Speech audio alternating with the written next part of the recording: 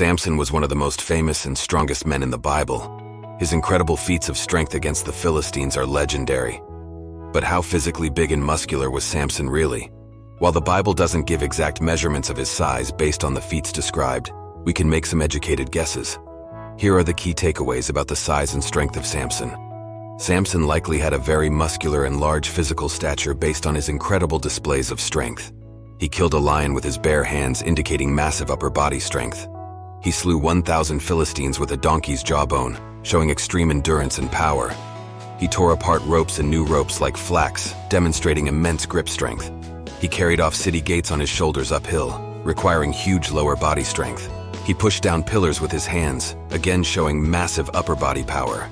Genetics likely played a role, as he was dedicated as a Nazarite from birth. His long hair may have given him an advantage for feats requiring grip strength. He did have some vulnerabilities such as hunger, thirst, and seduction. Ultimately, Samson possesses a combination of God-given genetic strength and the Spirit empowering him at times for heroic feats. Now, let's dig deeper into the biblical accounts to analyze what they reveal about Samson's incredible size and strength. Number 1. Samson's fight with the lion.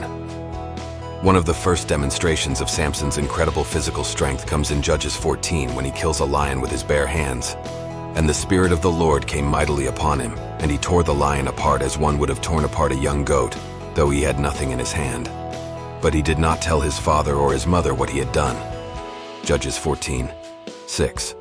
The fact that Samson literally ripped a lion apart with his bare hands indicates that he must have possessed incredible muscular strength, particularly in his upper body. To tear apart and mutilate a lion in this graphic way would require massive shoulders, arms, back, and grip strength. This feat sets Samson clearly apart from normal men. Very few, if any, men would have the strength to grab a lion and rip it limb from limb. Samson must have had a very impressive muscular physique to accomplish this. Even the strongest weightlifters today would struggle to literally tear a lion apart.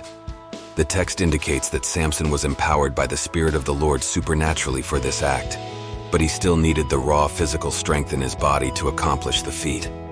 So we can deduct from this account that Samson was incredibly strong and powerfully built in his upper body. Number 2. Samson and the donkey's jawbone. Another famous demonstration of Samson's strength comes in Judges 15 when he slays 1,000 Philistines with only the jawbone of a donkey. So Samson went and caught 300 foxes, and he took torches, turned the fox's tail to tail, and put a torch between each pair of tails. Then the Spirit of the Lord came upon him mightily, and he went down to Ashkelon and killed 30 of their men, took their apparel, and gave the changes of clothing to those who had explained the riddle. So his anger was aroused, and he went back up to his father's house. And Samson and his father and mother went down to Timnah. Now to his vineyards there was a herd of Philistines. Then the Spirit of the Lord came mightily upon him, and the ropes that were on his arms became like flax that is burned with fire, and his bonds broke loose from his hands. He found a fresh jawbone of a donkey, reached out his hand and took it, and killed 1,000 men with it. Judges 14:4, 5:19, 15, 1, 3, 4, 14, 15. This passage provides more evidence of Samson's incredible strength. To slay 1,000 armed Philistine soldiers with just the jawbone of a donkey is an astounding feat. Consider the factors at play here. Striking power. To kill men with one strike of a blunt object requires immense striking power and strength. Samson must have had incredible force to crush skulls and break bodies with the jawbone. Muscular endurance.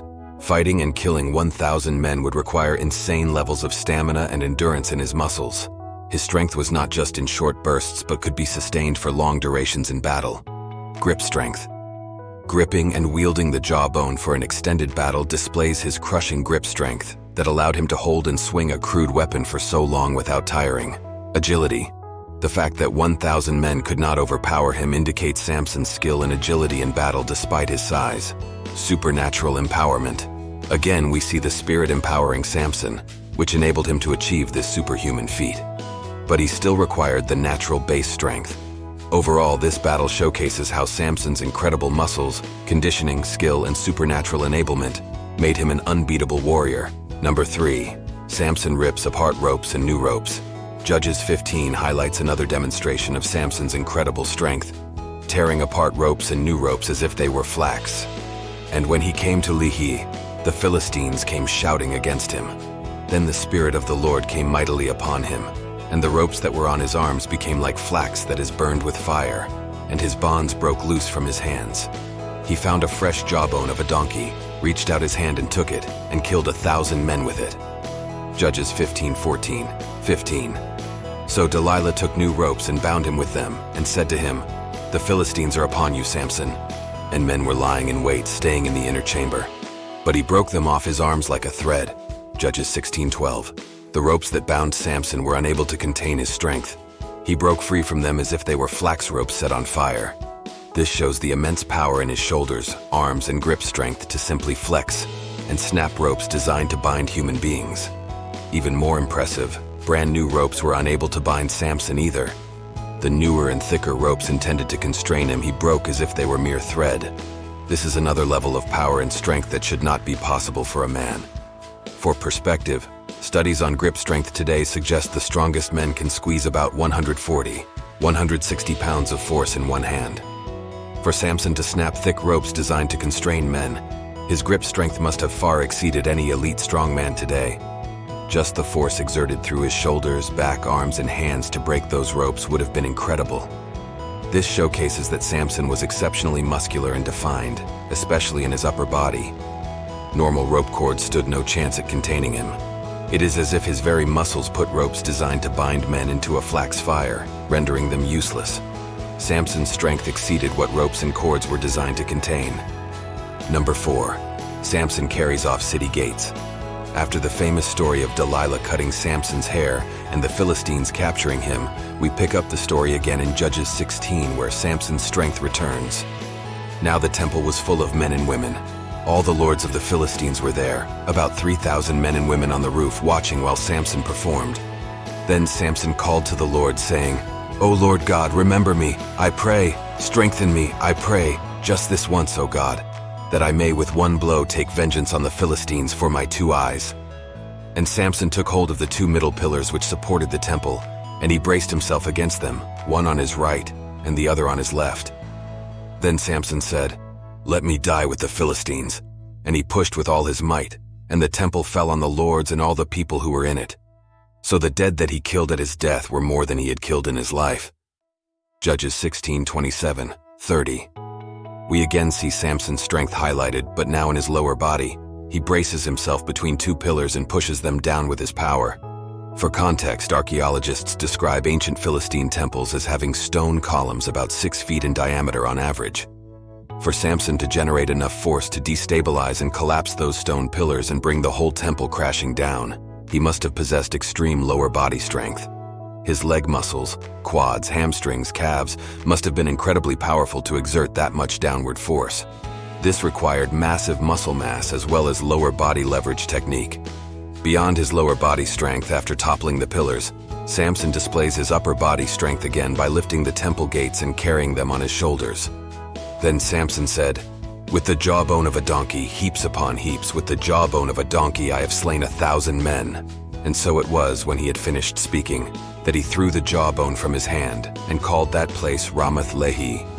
Then he became very thirsty, so he cried out to the Lord and said, "You have given this great deliverance by the hand of your servant, and now shall I die of thirst and fall into the hand of the uncircumcised."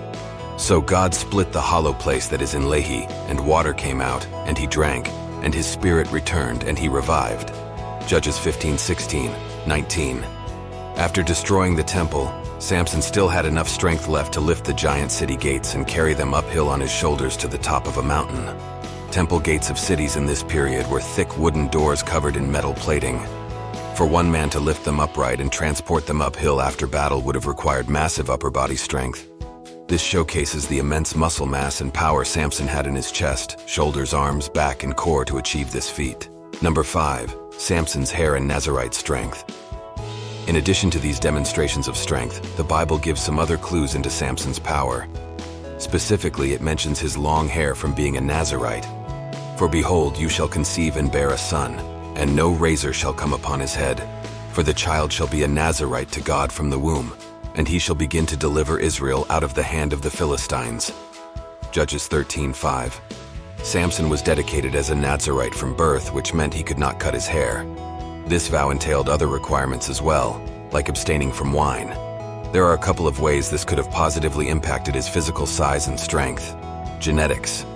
Being dedicated from birth as a Nazarite may have indicated a genetic predisposition for him to be unusually strong. His mother was told not to cut his hair even from birth, implying he was chosen to be special. Longer hair. Having very long hair may have given Samson some advantage in feats requiring grip strength or grappling opponents in battle. Having long hair to grab could explain how he grappled animals and men.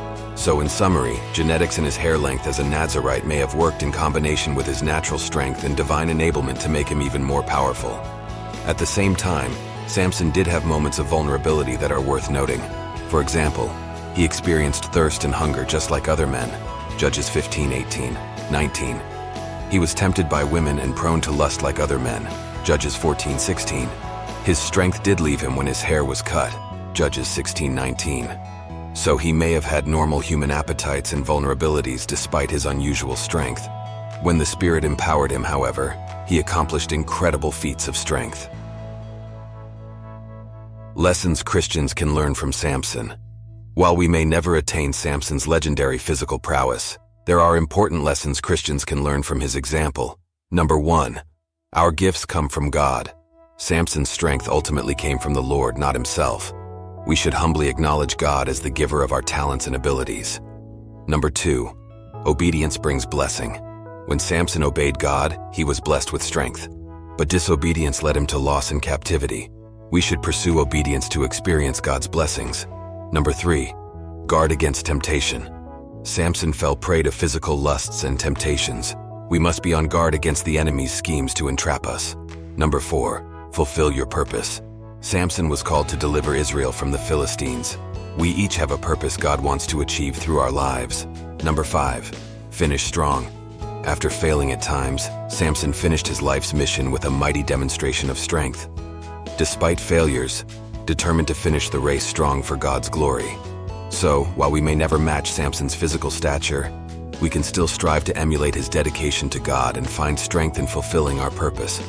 Samson's example spurs us on to rely fully on the Lord and walk in his strength always.